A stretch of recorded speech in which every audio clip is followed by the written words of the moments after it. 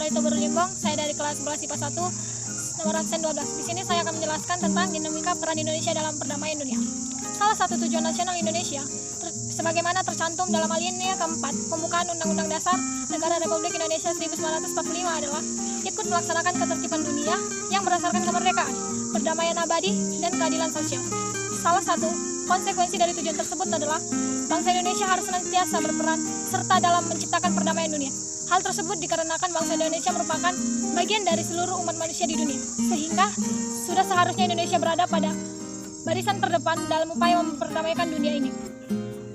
Nah, saya akan menyampaikan makna hubungan internasional menurut Henry Kissinger. Hubungan internasional membahas pada kepentingan nasional dan negara internasional. Makna dari ketiga konsep tersebut adalah yang pertama itu politik luar negeri, yang kedua itu hubungan luar negeri, yang ketiga itu politik internasional. Politik luar negeri adalah seperangkat cara kebijakan yang dilakukan oleh suatu negara untuk mengadakan hubungan dengan negara lain dengan tujuan untuk tercapainya negara serta kepentingan negara yang bersangkutan. Hubungan luar negeri adalah keseluruhan hubungan yang dijalankan oleh suatu negara dengan semua pihak yang tidak tunduk pada kedaulatannya. Politik internasional adalah politik antar negara yang mencakup kepentingan dan tindakan beberapa atau semua negara serta proses interaksi antar negara maupun dengan organisasi internasional. Nah, secara umum, hubungan internasional diartikan sebagai hubungan yang bersifat global yang meliputi hubungan yang terjadi dengan melampaui batas-batas ketatanegaraan. Suatu negara dapat menjalin hubungan dengan negara lain manakala kemerdekaan dan kedaulatan yang telah diakui oleh secara umum, de facto dan de jure of negara lain. Perlunya kerjasama dalam bentuk hubungan internasional. Antara lain itu terdapat dua faktor. Yang pertama itu faktor internal, yang kedua faktor eksternal. Faktor internal adalah faktor kekhawatiran terancamnya kelangsungan hidup, kesananya baik melalui kudeta maupun interferensi dari negara lain. Yang kedua, faktor eksternal, yaitu ketentuan hukum alam yang tidak dapat dipungkiri, bahwa suatu negara tidak dapat berdiri sendiri tanpa bantuan dan kerjasama dengan negara lain.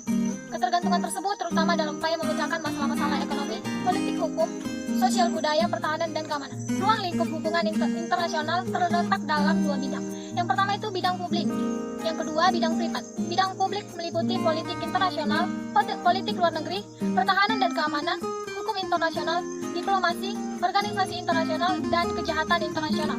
Bidang privat meliputi ekonomi dan moneter internasional, ilmu pengetahuan, turisme, dan kepariwisataan. Politik luar negeri merupakan strategi atau cara kebijakan yang digunakan suatu negara untuk mengadakan hubungan-hubungan dengan negara lain dengan tujuan kepentingan nasional. Politik luar negeri Indonesia itu, teman-teman, bersifat bebas dan aktif, yang memiliki arti bebas itu tidak memihak salah satu blok, aktif itu aktif dalam kegiatan perdamaian dunia dan menghapuskan penjajahan.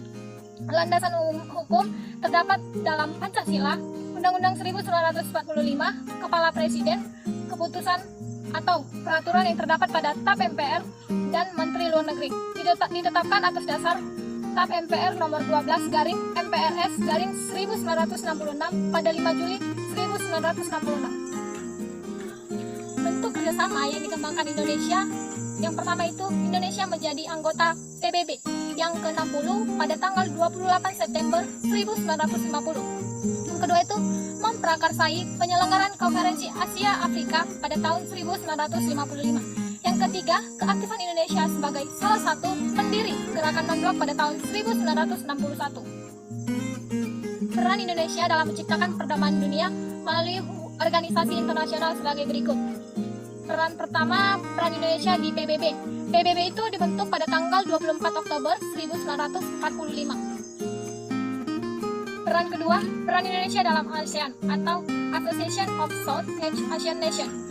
Indonesia selalu berperan aktif dalam berpartisipasi dalam setiap penyelenggaraan konferensi tingkat tinggi atau KTT atau pertemuan-pertemuan ASEAN. Peran Indonesia yang ketiga itu peran Indonesia dalam kegiatan gerakan non-blok. Gerakan non-blok mempunyai arti khusus bagi bangsa Indonesia yang dapat dikatakan lahir sebagai negara netral yang tidak memihak pada gerakan non-blok lainnya.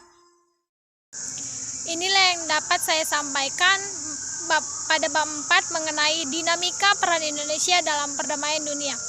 Jika ada kekurangan, mohon dimaafkan. Saya Juli mengucapkan terima kasih.